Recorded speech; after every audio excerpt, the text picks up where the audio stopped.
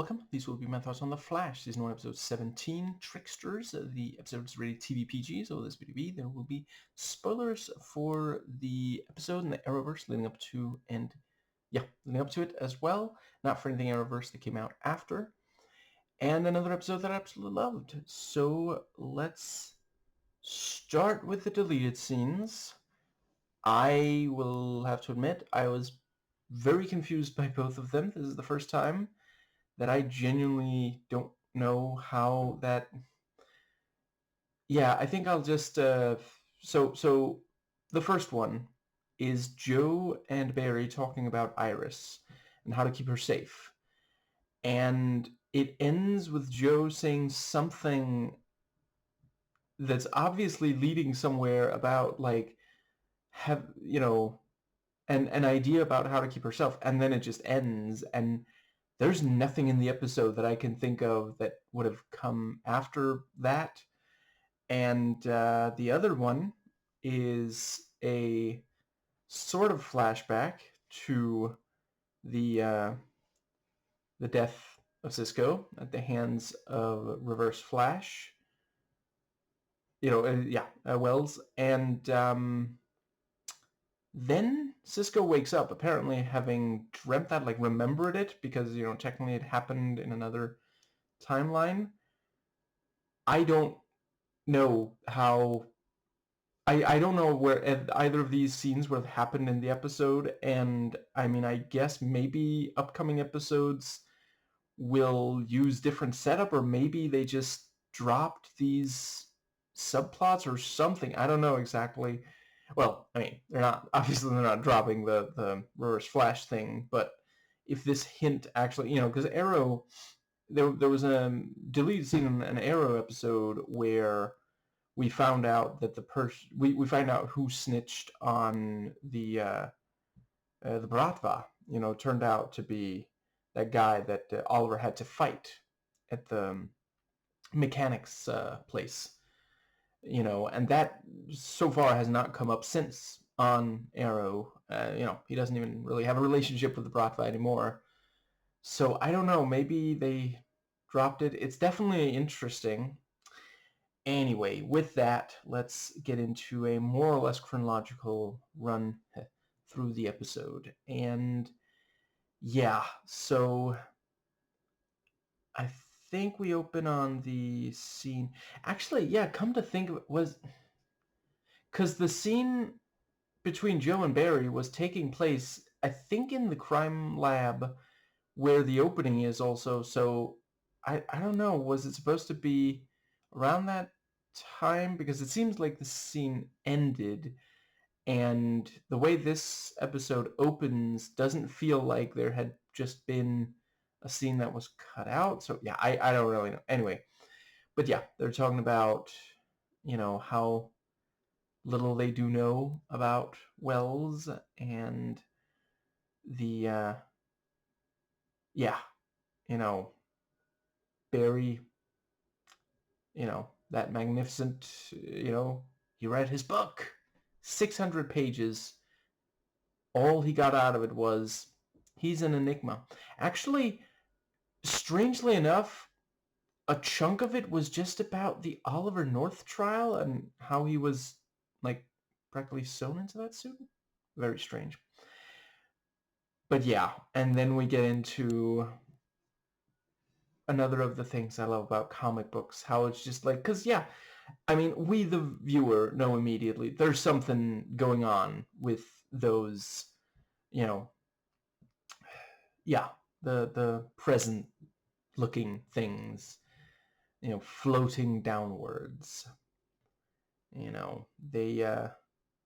They do look suspiciously like sponsor gifts, but and the fact that so as soon as the parents and kids notice, it's like, Christmas, and then one of them lands and blows up, and most of the people there rush away, but I guess little Henry doesn't have the greatest sense of self-preservation, good thing Flash was nearby.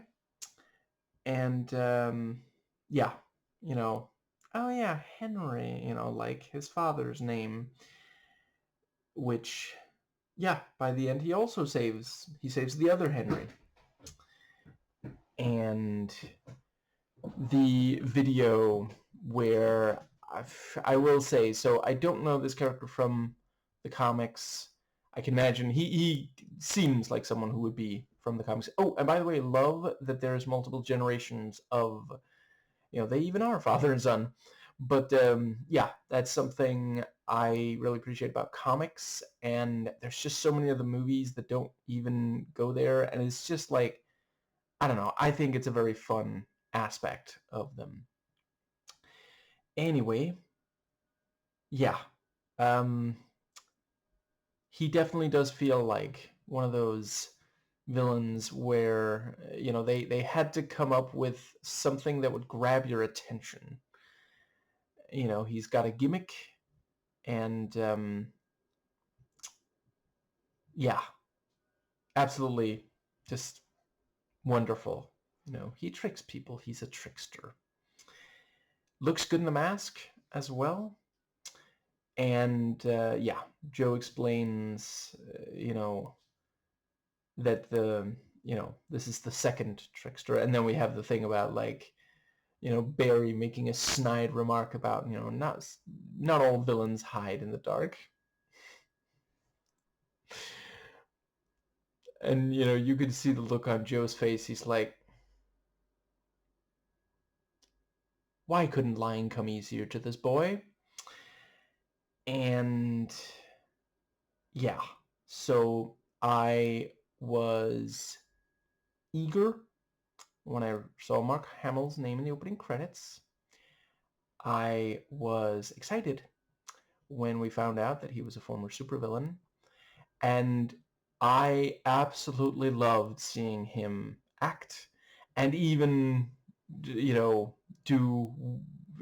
some more villainy on screen. That was fantastic. So yeah, they go to talk to him, and, we're told that he needed a special cell because he convinced a therapist to suicide, which, yeah, that's a very, very intense lore. Yeah. And so they go in there bringing candy and everything, and they understandably have some questions. And they start with the one we're all wondering.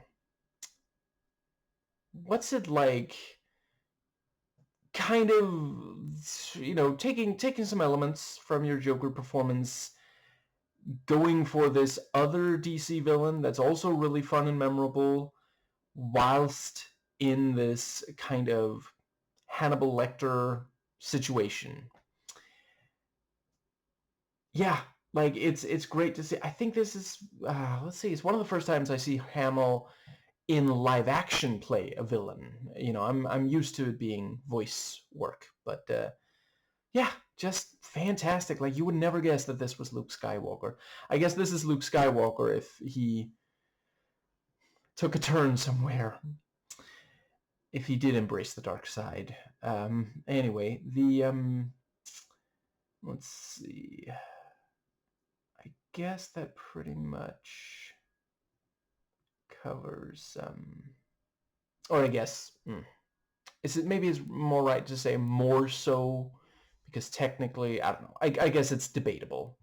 And I'm also trying to avoid spoilers for movies that are older than I am. Anyway, I think that does bring us nicely to, yeah, it genuinely, good job on the fake out. I bought it. I genuinely did believe that Jesse James, only even more, what did he say? Only more sinister or something. I forget. And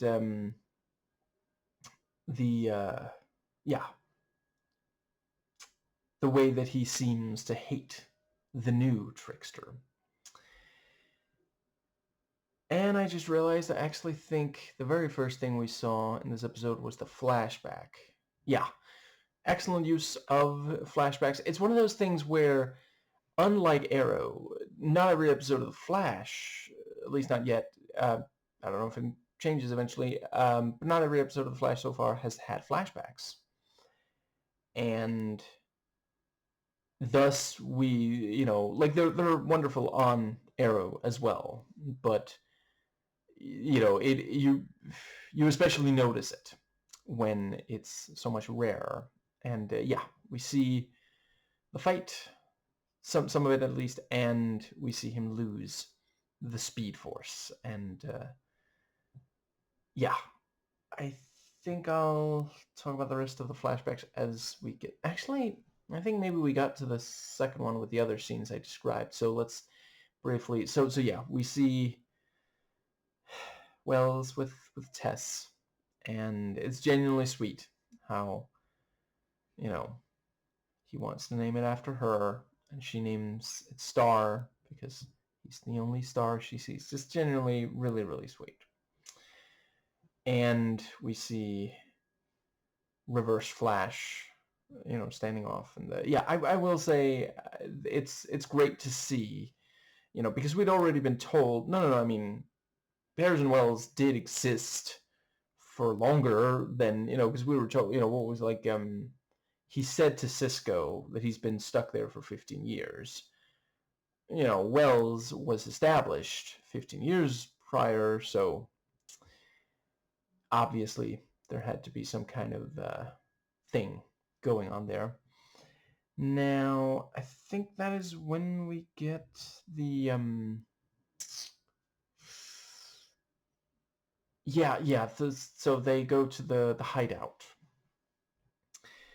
and also appreciated that on a TV PG, the way James Jesse phrases it is as close as they can get to, yeah. I mean, he's telling them use lethal force, basically. But yeah, so they find the specific area, and good thing Flash is fast.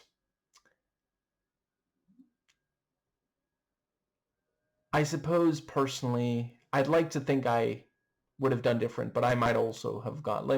They basically need they should probably have brought a bomb defusal thing, maybe like some kind of scanner or something. But yeah, and yeah, it's also very cool. Not a metahuman, and there's actually very little direct interaction between Flash and, I guess, Trickster to the second power. So, obviously they have to think of other stuff to keep, so he does the attacks, and there's the bomb. And yeah, James Jesse, they talk to him again. We also have the thing where he goes to briefly talk to his father. And let's see. The threat. Actually, yeah, I think it's around here that we have Wells talk to Barry, and he says, "I know what you're going through. I know what you're thinking."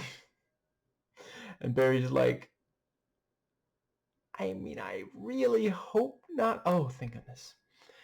And yeah, it is. Barry can't resist himself. He has to sneak in. Well, it's just really too bad that my mother's killer is still out there. I mean, this person could be anywhere. Could be in this very room. I don't know. And let's see. Yeah, so there's another threat, and it's shown to James, and the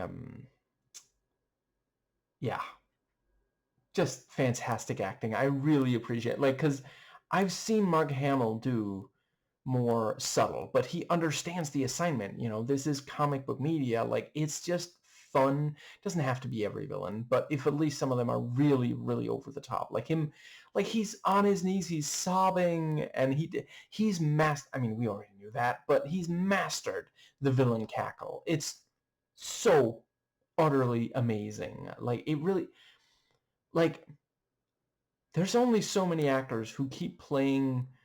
Like, how long has he played the Joker? He started in like the 90s, and I don't know exactly what.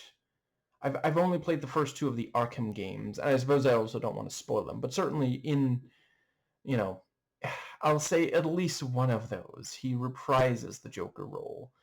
You know, like, what, 20 years almost after he started playing it in the animated series. It's just like, and it's no wonder. He's absolutely amazing. Now, I think, yeah, so we see the bomb. Also really love that it is in this big wooden crate with a bomb symbol on it. And Wells can tells. I think it's just like a villain thing, you know, villain dar, that they can, you know, tell there's something more going on here. But Barry doesn't want to listen. Understandable that he doesn't trust Wells, and so, you know, he ends up going, yeah, spending too much time there. And love the thing with, you know, trick ya. Also, something I didn't pick up on the fact that sometimes Trickster will, like, rhyme stuff. So that's very... Did this character come before or after the Riddler? Because that certainly does make me think. Although, yeah, one major thing is the Riddler, so far, in this at least, the Trickster doesn't really do riddles, which is a bigger thing for the Riddler than the rhyming. But yeah. Anyway, I think that does bring us nicely to the... Oh, we also, yeah, we of course have Iris trying to talk people into looking into Mason. And as she notes, everyone says, you know, that it's not, yeah.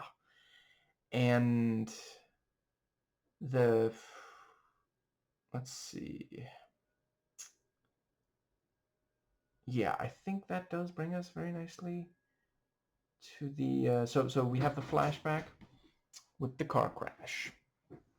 And yeah, like, that is how far Reverse Flash is willing to go in order to this, yeah. And let's see.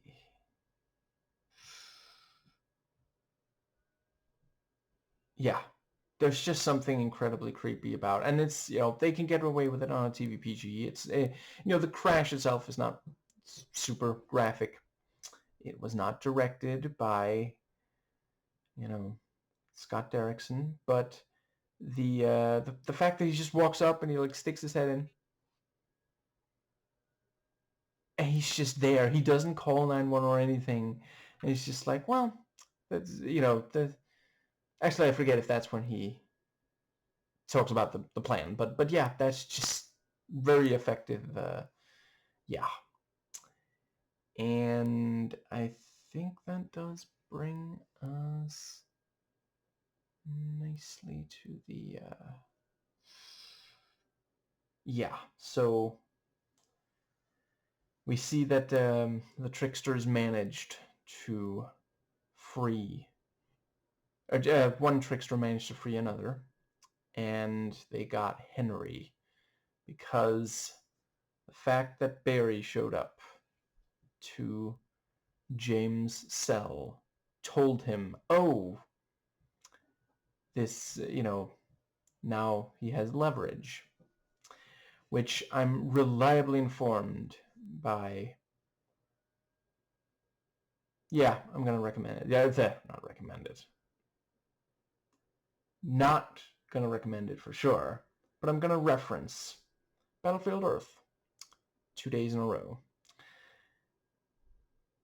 I'm reliably informed by Battlefield Earth. Leverage is really important. And I guess that does bring us to the... right, I appreciated Henry actually trying to talk younger Trickster out of it. And...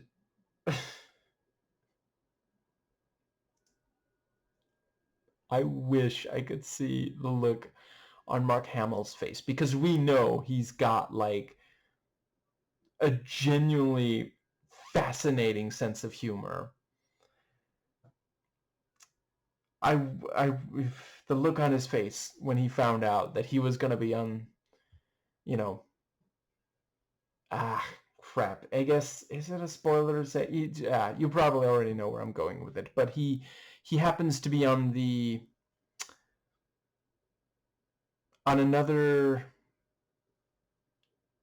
There's another role of his that there's a line in this episode that's a direct reference to. And yeah. Anyway, I think that does bring us nicely to... So there's there's the party, and just great way, we just see Iris walk in and mayoral thing, and champagne. We've been giving out a lot of champagne, haven't we?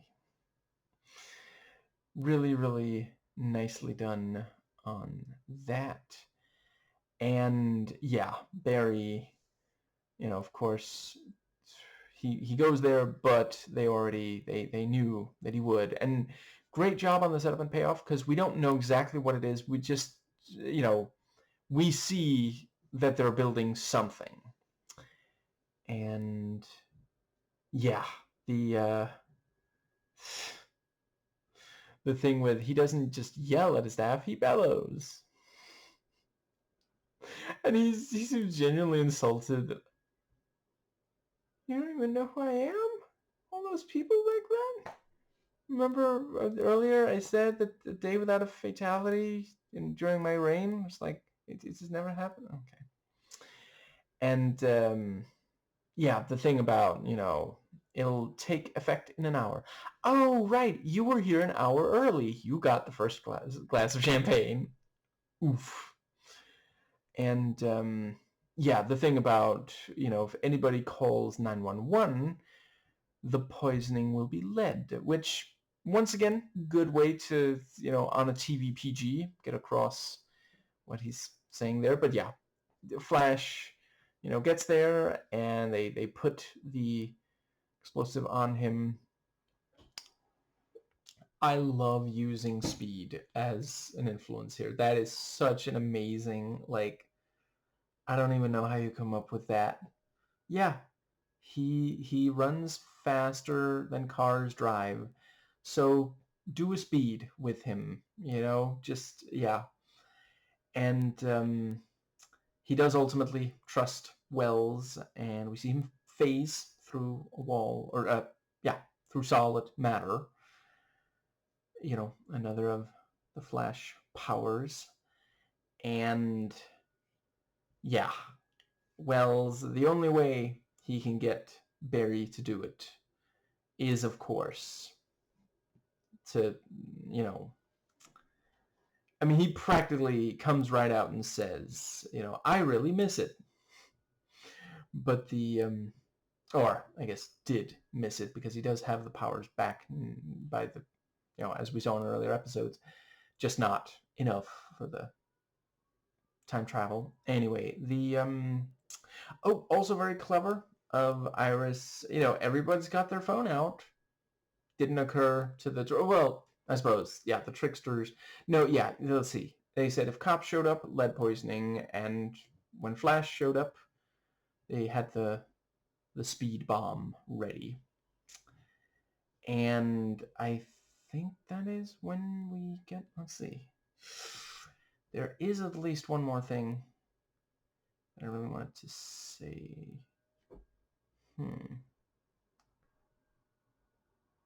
I guess.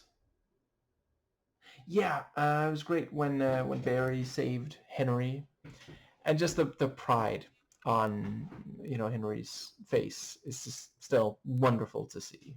We've seen it before, but still great. And the fact that there were a bunch of knives suspended over him in case he tried to escape. And yeah, so Henry gets to go to Star Labs, and actually now I'm slightly wondering, because they actually do talk about, in the deleted scene, they talk about, well, if Iris, right, I forgot to mention, yeah, they actually talk about, should we bring Iris into, should she know that Barry is, and that is, yeah, there is a, he says at one point to her, I don't know why I wear a mask around you. So that was the thing they wanted to, do something with in the episode. And I would not rule out that he will.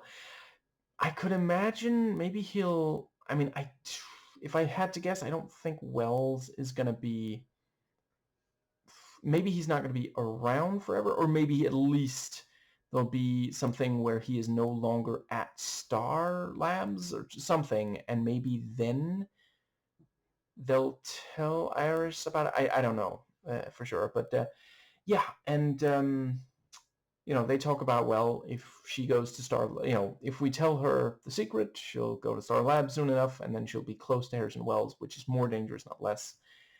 And in this episode, Henry gets to go to Star Labs. And I love that Caitlin does ask for consent before hugging Henry. And his line, I never turn down a hug, is also just so sweet.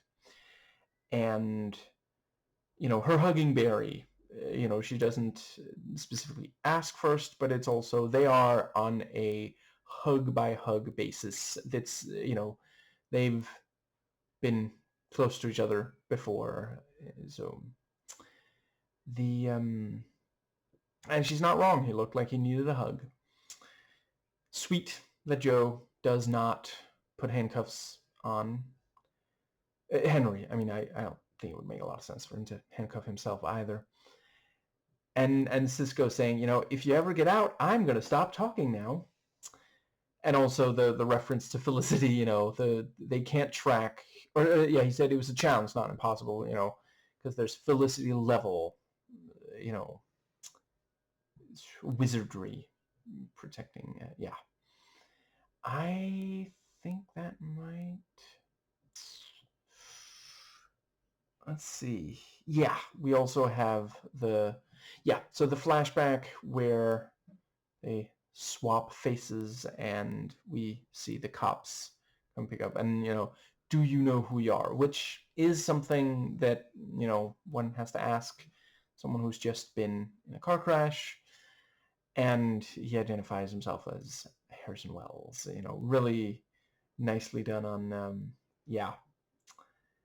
and we get another mention of dead for centuries. And let's see, he spells out the thing about, like, well, the accident, the not accident, the generator, accelerator, I think it's called, was meant to give him back his super speed, and now instead it had that impact on Barry, and that's part of why he is mentoring him. I guess that does bring us to, so Barry reveals his identity to Eddie, and I'm looking forward to seeing how that's going to affect the relationship, because we can tell that he's like, interesting. He really didn't expect that, but yeah, he does put forth the lie. He's going to write his memoirs in Brazil, and I think they do say there was a girl involved, so they really like that story, don't they? And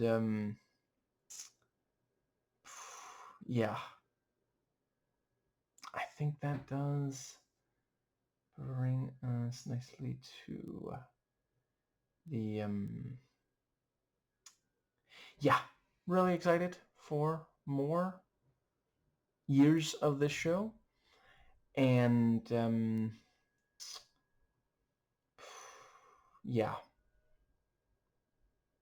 you don't have to tell. No, nobody has to tell me in the comments. I don't know. In a way, I almost kind of want to be surprised, but I'll definitely say that I would love to see the Tricksters again. But yeah, I think that does cover everything. Yeah, I'm really looking forward to seeing Eddie long term, reacting to how it's going to affect the relationship, because they do still technically work together, you know.